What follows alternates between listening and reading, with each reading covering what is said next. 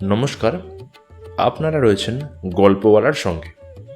আমাদের আজকের নিবেদন রবীন্দ্রনাথ ঠাকুরের লেখা একটি ছোট গল্প সংস্কার।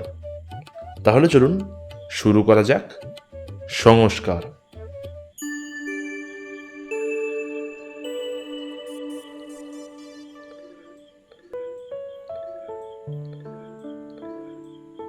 চিত্রগুপ্ত এমন অনেক পাপের হিসাব বড় অক্ষরে তার খাতায় জমা করেন, যা থাকে পাপীর নিজের অগোচরে। তেমনি এমন পাপও ঘটে যাকে আমি চিনি পাপ বলে, আর কেউ না। যেটার কথা লিখতে বসেছি সেটা সেই জাতের। চিত্রগুপ্তের কাছে জবাবদিহি করবার পূর্বে আগে ভাগে কবুল করলে অপরাধের মাত্রাটা হালকা হবে। ব্যাপারটা ঘটেছিল কাল শনিবার দিনে। সেদিন আমাদের পাড়ায় জৈনদের মহলে কি একটা পরব ছিল। আমার স্ত্রী কলিকাকে নিয়ে মোটরে করে বেরিয়েছিল। চায়ের নিমন্ত্রণ ছিল বন্ধু নয়নমোহনের বাড়িতে। স্ত্রীর কলিকা নামটি শ্বশুর দত্ত। আমি ওর জন্য দায়ী নই। নামের উপযুক্ত তার স্বভাব নয়। মতামত খুবই পরিস্ফুট। বড়বাজারে বিলিতি কাপড়ের বিপক্ষে যখন পিকেট করতে বেরিয়েছিলেন, তখন দলের লোক ভক্তি করে তার নাম দিয়েছিল ধ্রুবব্রতা। আমার নাম গিরীন্দ্র। দলের লোক আমাকে আমার পত্নীর পতি বলেই জানে, স্বনামের প্রতি সার্থকতা লক্ষ্য করে না। বিধাতার কৃপায় পৈতৃক উপার্জনের গুণে আমারও কিঞ্চিত সার্থকতা আছে। তার প্রতি দলের লোকের দৃষ্টি পড়ে চাঁদা আদায়ের সময়। স্ত্রীর সঙ্গে স্বামীর স্বভাবের অমিল থাকলেই মিল ভালো হয়, শুকনো মাটির সঙ্গে জলধারার মতো। আমার প্রকৃতি অত্যন্ত ঢিলে, কিছুই বেশি করে চেপে ধরিনি। আমার স্ত্রীর প্রকৃতি অত্যন্ত আঁটো, যা ধরেন তা কিছুতেই ছাড়েন না। আমাদের এই বৈষম্যের গুণেই সংসারে শান্তি রক্ষা হয়। কেবল একটা জায়গায় আমাদের মধ্যে যে অসামঞ্জস্য ঘটেছে, তার আর মিটমাট হতে পারল না। কলিকার বিশ্বাস আমি স্বদেশকে ভালোবাসি না। নিজের বিশ্বাসের উপর তার বিশ্বাস অটল। তাই আমার আন্তরিক দেশ ভালোবাসার যতই প্রমাণ দিয়েছি, তাদের নির্দিষ্ট বাহ্য লক্ষণের সঙ্গে মেলে না বলে কিছুতেই তাকে দেশ ভালোবাসা বলে স্বীকার করাতে পারিনি। ছেলেবেলা থেকে আমি গ্রন্থবিলাসী। নতুন বইয়ের খবর পেলেই কিনে আনি। আমার শত্রুরাও কবুল করবে যে সে বই পড়েও থাকি। বন্ধুরা খুবই জানেন যে পড়ে তা নিয়ে তর্ক বিতর্ক করতেও ছাড়িনি। সেই আলোচনার চোটে বন্ধুরা পাশ কাটিয়ে চলাতে অবশেষে একটিমাত্র মানুষে এসে ঠেকেছে, বনবিহারী, যাকে নিয়ে আমি রবিবারে আসর জমাই। আমি তার নাম দিয়েছি কোন বিহারী। ছাদে বসে তার সঙ্গে আলাপ করতে করতে একদিন রাত্রির 2টো হয়ে যায়। আমরা যখন এই নেশায় ভোর, তখন আমাদের পক্ষে সুদিন ছিল না। তখনকার পুলিশ কারো বাড়িতে গীতা দেখিলেই সিডিশনের প্রমাণ পেত। তখনকার দেশভক্ত যদি দেখত কারো ঘরে বিলিতি বইয়ের পাতা কাটা, তবে তাকে জানত দেশ বিদ্রোহী। আমাকে ওরা শ্যামবর্ণের প্রলেপ দেওয়া শ্বেত দৈপায়ন বলেই গণ্য করত। সরস্বতীর বর্ণ সাদা বলেই সেদিন দেশভক্তদের কাছ থেকে তার পূজা মেলা শক্ত হয়েছিল। যে সরোবরে তার শ্বেত পদ্ম ফোটে, সেই সরোবরের জলে দেশের কপাল পোড়ানো আগুন নেবে না, বরঞ্চ বাড়ে, এমনই একটা রব উঠেছিল। সহধর্মিনীর সৎ দৃষ্টান্ত ও নিরন্তর তাগিদ সত্ত্বেও আমি খদ্দর পরিনি। তার কারণ এ নয় যে খদ্দরে কোনো দোষ আছে বা গুণ নাই, বা বেশভূষায় আমি শৌখিন। একেবারে উল্টো। স্বাদেশিক চালচলনের বিরুদ্ধে অনেক অপরাধ আমার আছে, কিন্তু পরিচ্ছন্নতা তার অন্তর্গত নয়। ময়লা মোটা রকমের সাজ, আলুথালু রকমের ব্যবহার করাটাই আমার অভ্যেস। কলিকার ভাবান্তর ঘটবার পূর্ববর্তী যুগে চীনে বাজারের আগা চওড়া জুতো পরতুম। সে জুতোয় প্রতিদিন কালিমা লেপন করিয়ে নিতে ভুলতুম। মোজা পরতে আপদ বোধ হতো। শার্ট না পরে পাঞ্জাবি পরতে আরাম পেতুম। আর সেই পাঞ্জাবিতে দুটো একটা বোতামের অভাব ঘটলেও খেয়াল করতুম না। ইত্যাদি কারণে কলিকার সঙ্গে আমার সম্পূর্ণ বিচ্ছেদ হবার আশঙ্কা ঘটেছিল। সে বলতো, দেখো, তোমার সঙ্গে কোথাও বেরুতে আমার লজ্জা করে। আমি বলতুম, আমার অনুগত হবার দরকার নেই, আমাকে বাদ দিয়েই তুমি বেরিও। আজ যুগের পরিবর্তন হয়েছে, আমার ভাগ্যের পরিবর্তন হয়নি। আজও কলিকা বলে, তোমার সঙ্গে বেরুতে আমার লজ্জা করে। তখন কলিকা যে দলে ছিল তাদের উর্দি আমি ব্যবহার করিনি।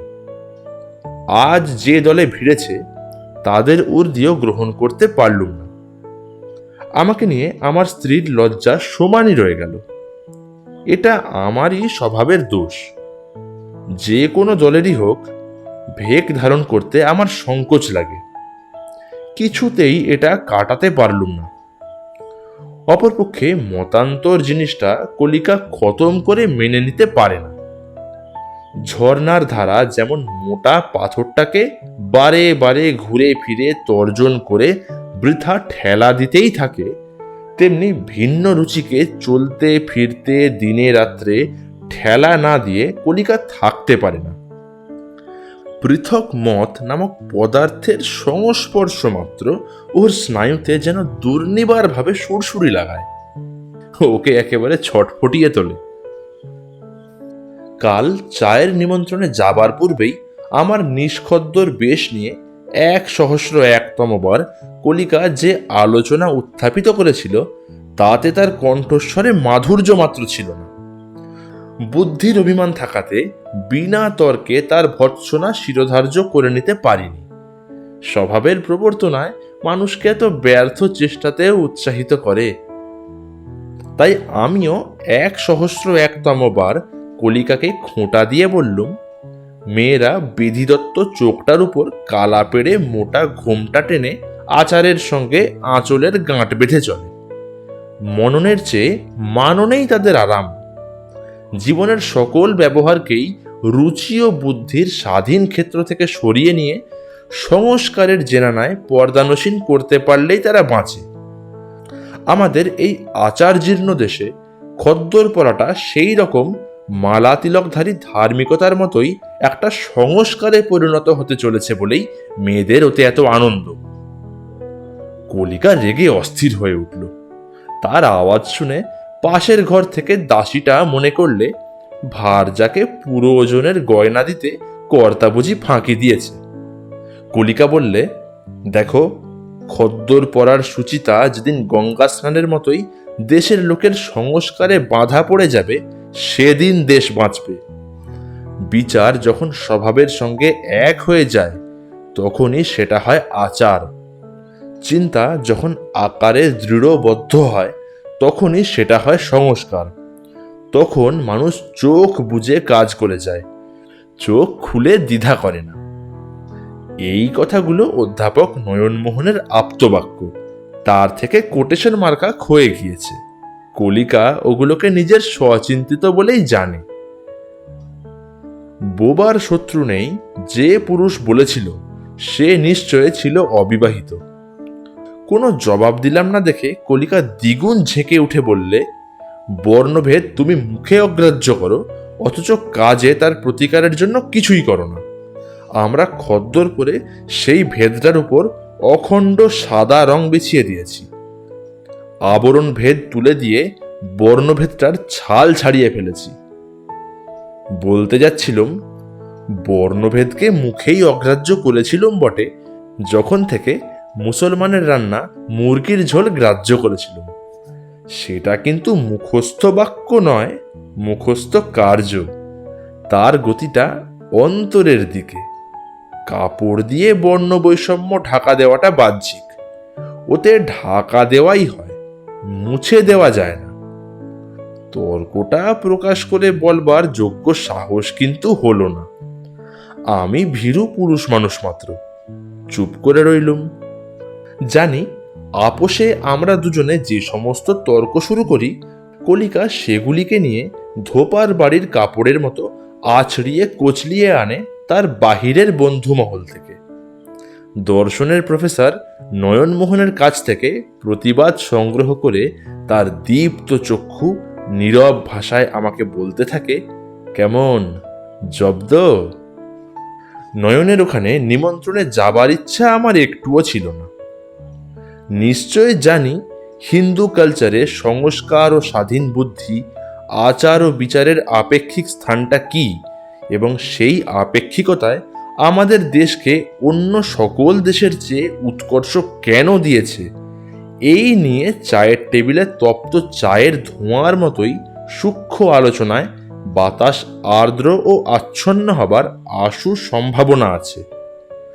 এদিকে সোনালী পত্রলেখায় মণ্ডিত অখণ্ডিত পত্রবতী নবীন বইগুলি সদ্য দোকান থেকে আমার তাকিয়ার পাশে প্রতীক্ষা করছে।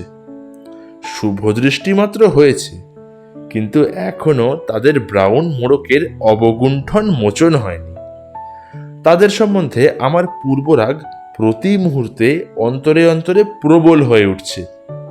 তবু বেরুতে হলো, কারণ ধ্রুবব্রতার ইচ্ছাবেগ প্রতিহত হলে সেটা তার বাক্যে ও অবাক্যে এমন সকল ঘূর্ণিরূপ ধারণ করে যেটা আমার পক্ষে স্বাস্থ্যকর নয়।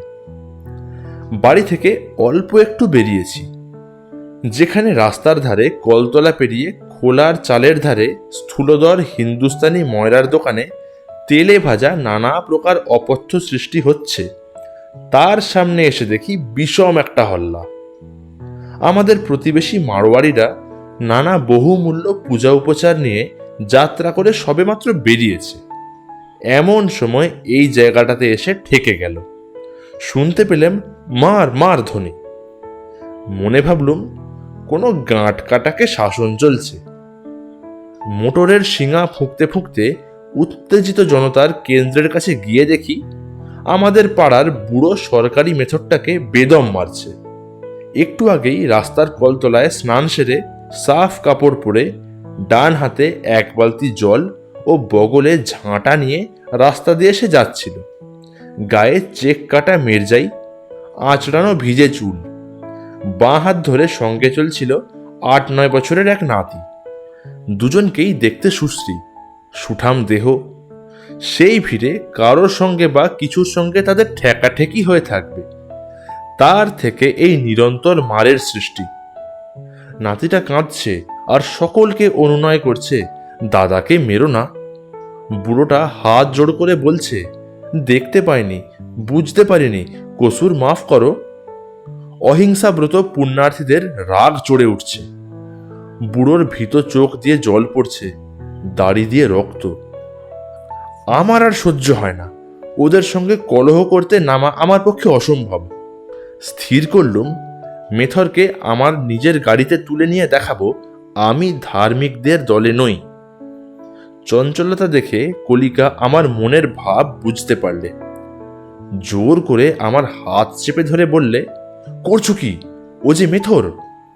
আমি বললুম, হোক না মেথর, তাই বলে ওকে অন্যায় মারবে? কলিকা বললে, ওরই তো দোষ, রাস্তার মাঝখান দিয়ে যায় কেন?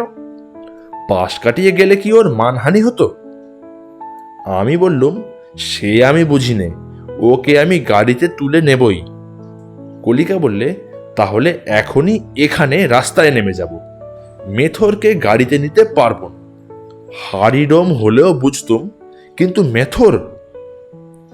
আমি বললুম, দেখছো না স্নান করে ধোপ দেওয়া কাপড় পরেছে, এদের অনেকের চেয়ে ও পরিষ্কার। তা হোক না, ও যে মেথর। সোফারকে বললে, গঙ্গা দিন, হাঁকিয়ে চলে যাও। আমারই হার হলো, আমি কাপুরুষ। নয়নমোহন সমাজতত্ত্ব ঘটিত গভীর যুক্তি বের করেছিল, সে আমার কানে পৌঁছল না, তার জবাবও দিইনি।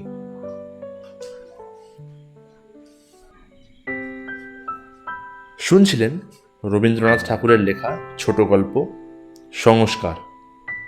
গল্প বলার সঙ্গে থাকার জন্য আপনাদের সকলকে অসংখ্য ধন্যবাদ।